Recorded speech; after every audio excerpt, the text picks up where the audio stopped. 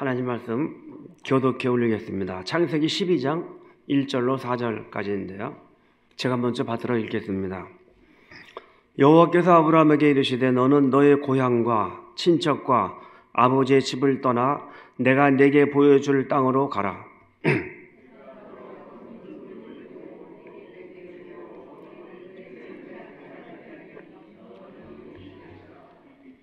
너를 축복하는 자에게는 내가 복을 내리고 너를 저주하는 자에게는 내가 저주하리니 땅의 모든 족속이 너로 말미암아 복을 얻을 것이라 하신지라.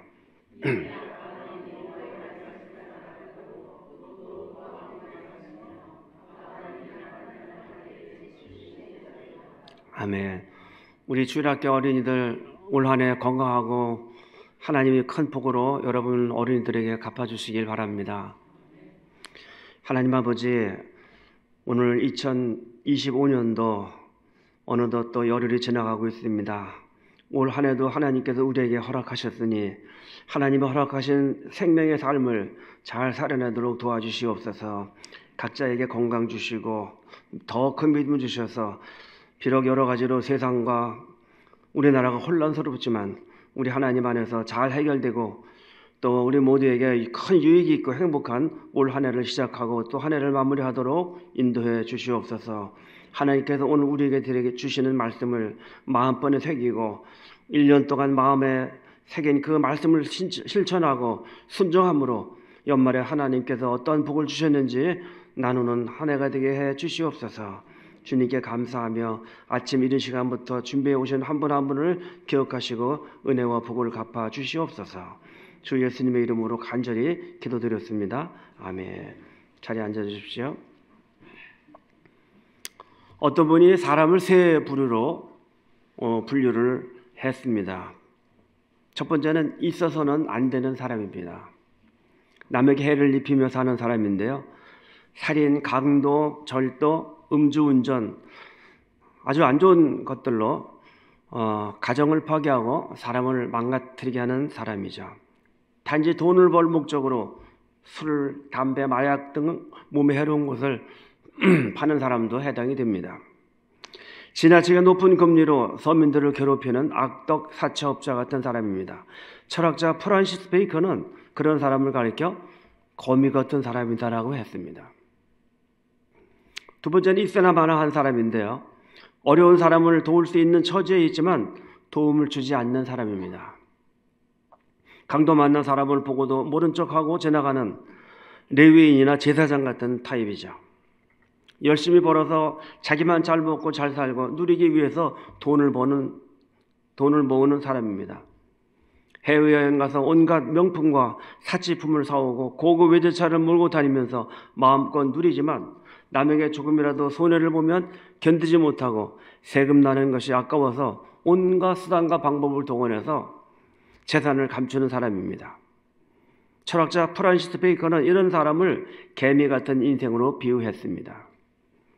꼭 필요한 사람이 있습니다. 펠리컨은 부리로 자기의 가슴을 쪼아서 병든 새끼에게 자기의 피와 살을 먹인다고 하죠. 이 사람은 상대 유익을 위해서 펠리컨처럼 자신을 희생하며 사는 사람입니다. 이 사람은 예수님이 사셨던 것처럼 섬김과 희생적인 삶을 실천합니다. 남이 잘 되는 것을 기뻐하고 경쟁자가 나보다 잘 될 때 축하해 줍니다. 그래서 뭔가 더 줄 것이 없나 하고 고민하며 그 대상자를 열심히 찾아 섬깁니다. 상대의 필요를 위해 자기 것을 기쁨으로 드리는 사마리아인과 같은 사람입니다. 이 사람은 성경적인 삶을 살고 있는 목회자나 성도님들의 삶이 목표입니다. 남을 성공시킬 목적으로 돈을 벌고 많이 배우고 내가 받은 복으로 다른 사람들이 복을 받도록 복의 통로로 사는 사람입니다. 철학자 프란시스 베이컨은 그런 사람을 꿀벌과 같은 사람이다라고 얘기를 했습니다. 우리가 누군가 축복의 통로로 산다면 하나님이 예비하신 복은 덤으로 받게 될 것입니다. 우리는 어떻게 하면 올 한 해 이런 꿀벌과 같은 인생, 다른 사람의 유익을 위해서 사는 축복의 통로가 될 수 있을까요? 첫 번째로, 나는 복의 통로로 살도록 하나님으로부터 부름받은 사명자임을 기억해야 됩니다. 오늘 말씀 우리가 함께 읽었는데요. 하나님께서는 약 4,500년 전에, 4,100년 전에 지금의 이라크 지역인 메소포타미아의 갈대아 우르라는 도시에서 75살 된 아브라함을 부르십니다. 그리고 세 가지를 떠나라고 하셨습니다. 네가 지금 살고 있는 땅, 네가 태어난 곳, 아버지 집, 쉽게 얘기하면 조상 대대로 살아온 그 고향을 떠나라 이런 거죠. 그리고 장차 이스라엘의 온 세상에 복의 근원이 되라. 근데 이스라엘뿐만 아니라 전 세계를 복의 근원으로 만들라는 것이죠. 당시 아브라함에게는 이 말씀이 이해가 안 되고 순종하기도 매우 어려웠을 것입니다. 지금까지 부모님을 모시고 일가 친척들과 같이 이방신을 섬기며 삶의 특별한 목적이나 의미를 두지 않고 때가 되면 먹고 그리고 자고 밤이 되면 자고 그날 평범한 일상을 살았습니다. 당시에 아브라함에게는 인생의 꿈이고 사명이고 비전이고 목표고 그런 것조차 생각지 않았던 것이죠. 그러나 하나님이 부르신 지금은 상황이 달라졌습니다. 나의 안락한 삶을 내려놓고 한 번도 가보지 않은 땅을 밟아야 하고 눈에 보이지 않는 하나님의 말씀에 따라 움직이면서 하나님이 가라고 하면 가고 하나님이 서라고 하면 서면서 한 번도 만나지 않은 사람들에게 하나님이 전하라고 하신 축복의 그 말씀을 또 복음을 전하면서 그러한 통로로 살아야 되는 것이죠. 디딤돌 인생. 그러나 당시 조상 대대로 살아왔던 고향 산천을 떠나는 일에는 엄청난 믿음이 있어야 하고 죽을 각오로 모험을 해야만 하는 것이죠. 그런데 이 말씀은 아브라함뿐만 아니라 21세기 2025년을 시작한 저와 여러분의 삶에도 하나님께서 위대한 명령이고 위대한 꿈으로 받아들여야 되는 것이죠. 아브라함을 부르신 하나님은 지금도 구원받은 자들을 부르시기 때문입니다. 예수님을 영접한 모든 이 땅의 사람들은 본인이 원하든 원치 않든 주님의 제자들이고 주님의 제자의 삶을 살기를 바라시기 때문에 그렇습니다. 우리가 잘 아는 마태복음 28장 18절에서 20절까지는 이렇게 기록하고 있습니다. 예수께서 나와 말씀하여 이르시되 하늘과 땅의 모든 권세를 내게 주셨으니 그러므로 너희는 가서 모든 민족을 제자로 삼아 아버지와 아들과 성령의 이름으로 침례를 베풀고 내가 너희에게 분부한 모든 것을 가르쳐 지키게 하라. 볼지어다 내가 세상 끝날까지 너희와 항상 함께 있으리라 하시니라. 예수님은 저와 여러분의 죄를 대신해서 십자가에 돌아가셨을 뿐만 아니라 우리가 구원받은 이후에 누군가 축복의 통로로 살도록 돌아가셨습니다. 주님께서 우리를 위해서 돌아가셨다면 그렇구나 알아서 되는 것이 아니고 그러면 우리가 어떻게 살아야 될 것인가? 뭐 때문에 돌아가셨지? 나를 위해서 그렇게 답을 찾아야 되는 것이죠. 그래서 내 가족, 내 이웃, 내 친구, 내 동료들이 나 때문에 하나님의 자녀가 되어야 되고 나를 디딤돌로 삼고 축복의 통로로 그가 살아갈 수 있도록 내가 살아야 되는 것이죠. 그럴 때 하늘과 땅의 복의 근원지가 되는 나는 참 멋지고 대단한 사람이 될 것입니다. 그런데 축복의 통로로 부름받았다는 것을 알고만 있으면 안 되죠. 우리는 그 사명을 이루어 가야 됩니다. 그래서 오늘 아침에 여러분 이곳에 오셨는데 이 사명이 오늘부터 여러분들에게 계속 주님의 제자의 삶을 사는데 이어져 가시기를 바랍니다. 그러면 어떻게 될까요? 사명을 방해하는 익숙한 것들로부터 떠나야만 됩니다. 4절 보니까 이에 아브라함이 여호와의 말씀을 따라갔고 롯도 그와 함께 갔으며 아브라함이 하란을 떠날 때 75세였더라. 하나님 말씀을 따라 떠났습니다. 복의 통로가 되기 위한 첫째 조건은 익숙한 것들로부터 떠나야 됩니다. 2절 3절 보니까 내가 너를 큰 민족을 이루고 네게 복을 주어 네 이름을 창대하게 하리니 너는 복이 될지라. 다른 데는 복의 근원이 될지라 그랬습니다. 너를 축복하는 자에게는 내가 복을 내리고 너를 저주하는 자에게는 내가 저주하리니 땅의 모든 족속이 너로 말미암아 복을 얻을 것이라. 얼마나 멋집니까? 하나님이 지시하는 땅으로 간다는 것은 엄청난 믿음이 있어야 됩니다. 그럼에도 아무런 토를 달지 않고 말씀에 순종하여 떠났다는 것은 아브라함은 믿음과 순종의 사람이었음을 알 수 있습니다. 하나님께서 아브라함의 사정을 왜 모르시겠습니까? 다 알고 계시죠. 그런데도 불구하고 떠나라고 하니까 떠나는 것은 쉽지 않지만 떠났습니다. 훗날 히브리서 기자는 이렇게 기록하고 있습니다. 11장 8절에서 믿음으로 아브라함은 부르심을 받았을 때 순종하여 장래 유업으로 받을 땅에 나아갈 때 갈 바를 알지 못하고 나아갔으며, 알지 못하고 나아갔다. 모험이죠. 믿음은 모험입니다. 아브라함에 있어서 믿음은 단순하게 순종하는 것인데, 가라고 하면 믿음으로 가고 가지 말라고 하면 이것도 믿음으로 가지 않는 것입니다. 이것이 반대로 되면 큰일 나는 것이죠. 내가 이해가 안 되어도 하나님이 그렇다고 하면 그런 줄 아는 것, 이것이 믿음입니다. 토를 달면은 안 됩니다. 그런데요, 하나님 그런 말씀을 하는 게 아니죠. 그러면 그런 줄 아는 겁니다. 네. 미래에 대한 염려, 걱정, 근심, 두려움 모두 하나님께 맡기는 것입니다. 그래서 내일이 뭔데? 앞길에는 뭐가 있는데? 이런 질문이나 의문이 없습니다. 텔레비전을 보다 보니까 알래스카 지역을 보여주면서 알래스카 원주민들이 하는 얘기를 하는데요. 알래스카 원주민에게는 내일에 대한 걱정이나 염려가 없다고 합니다. 어느 날 울새가 참새에게 말합니다. 사람들은 왜 내일에 대해서 걱정과 근심이 이렇게 많지? 참새가 대답을 합니다. 사람들에게는 우리를 돌보시는 하나님이 안 계신가 봐. 참새를 돌보시는 하나님, 여러분 돌보시길 바랍니다. 그걸 믿음으로 바라보며 살아셔야 돼요. 아브라함의 믿음과 순종은 창세기 22장에서 아들을 하나님께 바칠 때 빛을 냅니다. 하나님께서 백살해 주신 목숨 같은 이삭을 장작불에 태워 제물로 바치라는 것이죠. 그렇게 죽일 거라면 자식을 왜 주셨습니까? 이게 아버지가 할 일이 아니지 않습니까? 여러분은 이것이 이성적으로 이해가 되고 순종할 수 있습니까? 저는 못할 것 같아요. 왜냐하면 저는 아들이 없거든요.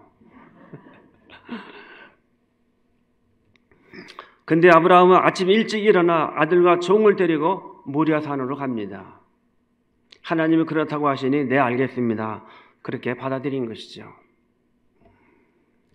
이처럼 잘 이해가 안 되지만 단순하게 순종하는 것이 믿음입니다. 복잡하게 순종할 필요가 없어요. 그러면 그런 것이다 하는 것이죠. 그 결과 아브라함은 하나님이 출제하신 믿음 고시에 패스되었고 믿음의 조상이라는 명예의 전당에 이름이 오르게 됩니다. 올해 우리가 배워야 될 부분이 바로 아브라함과 같은 믿음과 순종의 태도인데요.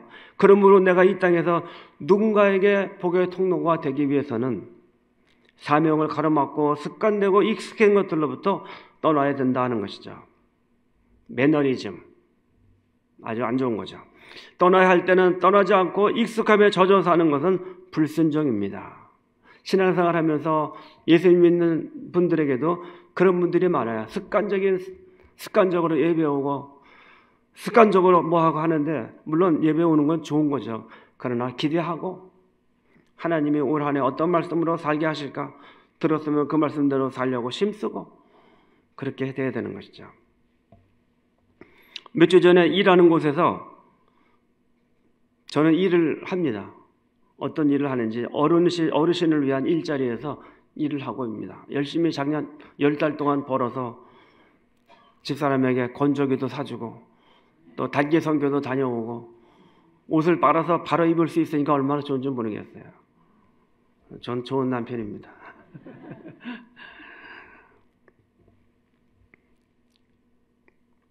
안전의 법칙에 대해서 김창욱 씨가 이렇게 얘기를 합니다. 익숙해질 때 사고가 생긴다. 익숙해지는 것을 조심하고 거부하라. 무엇이든지 초보 때는 사고율이 작지만 점차 익숙해지면서 긴장감이 낮아지고 익숙함이 반복되면서 사고율도 높아진다. 내가 지키는 것들이 나를 지켜준다. 나는 무엇을 지키고 있나? 그러면서 이렇게 얘기합니다. 정말 힘들 때는 힘든 줄 모른다. 사막에서 물병을 차고 있지만 탈소로 죽는다.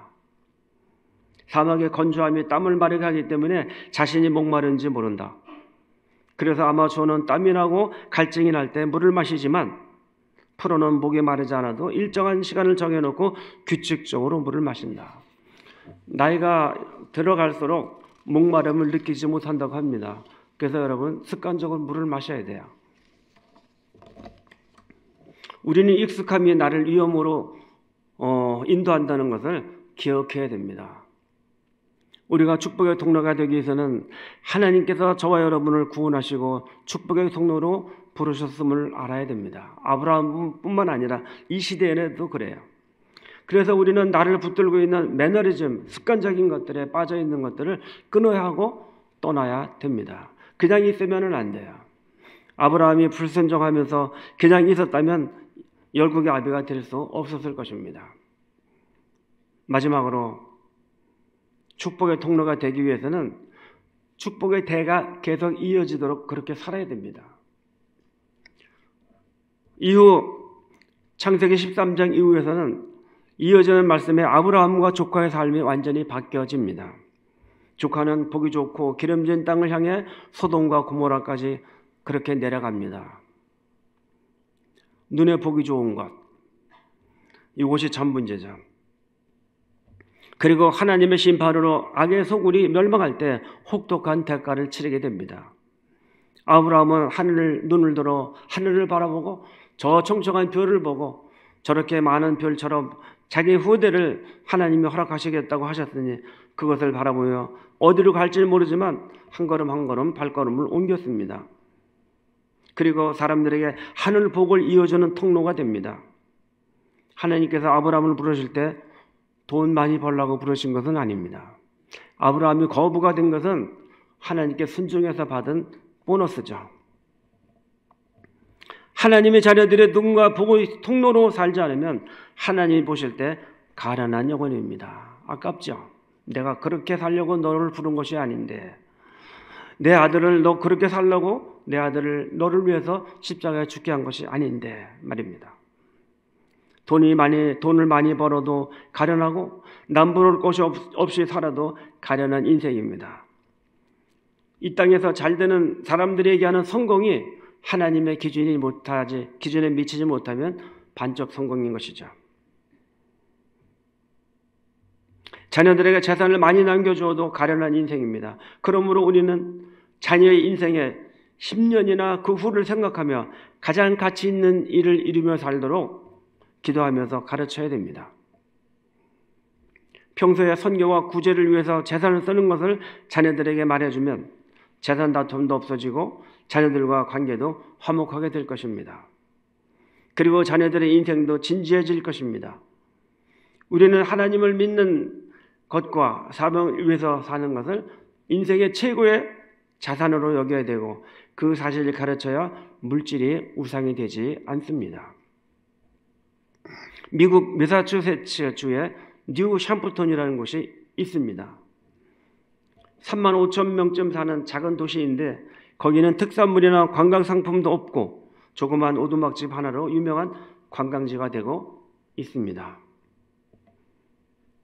그 집 앞에 간판에는 이런 글이 새겨져 있는데요.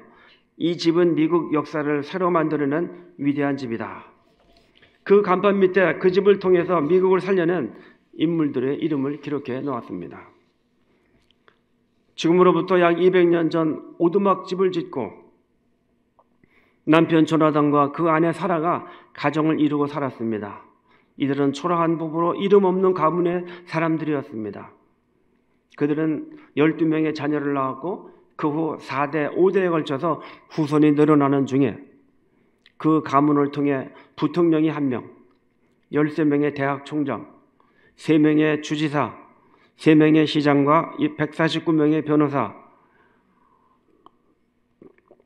48명의 판검사, 116명의 선교사와 목사, 75명의 사업가, 25명의 발명가, 66명의 교수, 82명의 차관급 공무원, 그리고 68명의 의사가 배출되었습니다. 실제로 연구한 결과 그렇습니다. 그래서 많은 학자들이 그 가문을 연구해 보았습니다. 무엇이 이 가문을 이토록 빛나는 가문으로 만들었는가? 조나단과 사라는 12명의 자녀에게 아름다운 유산을 남겨주었습니다. 대대로 이어지도록 한 것이죠. 하나님을 신뢰하는 아름다운 신앙과 하나님을 뜨겁게 사랑하는 심장과 인생의 고난에 부딪혔을 때 전능한 하나님의 이름을 붙들고 무릎 꿇어 기도하는 기도의 능력을 그들에게 남겨주었습니다. 돈보다 귀한 거죠. 그로부터 200년이 지난 수년 전 미국 법원에서는 하나님의 말씀에 정면으로 도전하는 법을 통과시켰습니다. 바로 동성애를 합법적으로 인정했는데 하나님의 죄라고 인정하시는 것을 사람이 아닙니다. 하나님, 그건 죄가 아니라 인권이거든요. 이렇게 만들어낸 겁니다. 그리고 학교에서 채플 과목이 없어집니다. 소돔은 근친상간 동성애를 뜻합니다. 어느 목사님은 그 후부터 미국이 무너지기 시작했다. 이렇게 얘기를 합니다. 아무쪼록 우리는 남은 생애 동안 후대에게 축복의 통로로 살았으면 참 좋겠습니다. 그렇게 되려면 나를 통해서 대를 이어갈 후대가 계속 이어져야 됩니다. 우리의 구역이나 우리의 소그룹을 통해서 계속해서 새로운 사람이 더해져 영혼 구원의 열매가 맺혀져야 됩니다. 내 기도 제목에 예수 믿고 구원받아야 될 이름이 추가되어야 되고, 그리고 여러분 삶이 그러한 사명을 위해서 시간과 물질이 들여져야 됩니다. 그리고 그 이름을 계속 부르며 기도하고 찾아가서 섬기다 보면 우리 교회, 여러분 교회, 새삼교회, 우리나라 교회 영적인 대는 끊어지지 않을 것입니다. 많은 교회에서 주일학교가 아이들이 줄어들고 어떤 데는 없고 중고등부도 그렇고 이렇게 계속 가다 보면은 결국 어른들만 남게 될 것이고 영원히 전도되지 않으면 교회는 문을 닫게 되는 이것이 현실이죠. 그러나 우리는 희망이 있습니다. 하나님이 살아계시는 한 희망이 있습니다. 여러분 대가 계속 이어질 수 있도록 그렇게 살아가시기를 바랍니다. 글을 하나 읽고 마치겠습니다. 2차 세계대전 때 윈스턴 처칠이 탄광촌을 방문해 광부들 앞에서 연설을 합니다.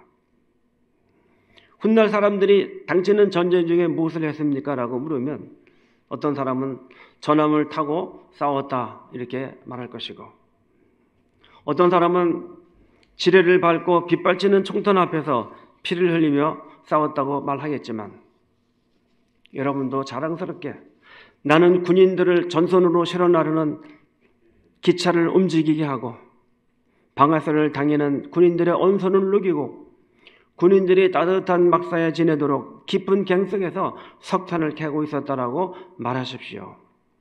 당신들은 누구보다 위대한 사람들입니다. 후일 이 땅을 다 살고 하나님 앞에 섰을 때 하나님이 이 땅에서 무엇을 했느냐라고 저와 여러분에게 물어보시면 발바닥에 불을 서도록 힘써서 전도했고 쓰러진 형제 자매를 일으켜 세우도록 애썼고 선교의 비전을 품고 그것을 이루기 위해서 기도하며 후원하게 힘썼습니다라고 당당하게 말씀하시는 여러분 되시기를 바랍니다. 함께 기도하겠습니다. 오늘 새벽기도 마지막 날 축복의 통로로 삽시다라는 제목으로 교훈을 받았습니다. 이 시대에 하나님께서 저와 여러분을 축복의 통로로 부르셨음을 아시고 버릇되고 익숙한 것들, 안주하고 편하고 싶은 것들로부터 떠나서 주님이 부르시는 사명의 길로 발걸음을 새롭게 옮겨놓으시길 바랍니다. 그리고 믿음의 대가 끊어지지 않도록 자녀들을 가르치고 그렇게 살아가시는 여러분 한 해가 되시길 바랍니다. 때가 되면 사람들이 선호하는 좋은 건물도 사라지지만 결국은 복의 통로로 사는 사람만 남을 것입니다.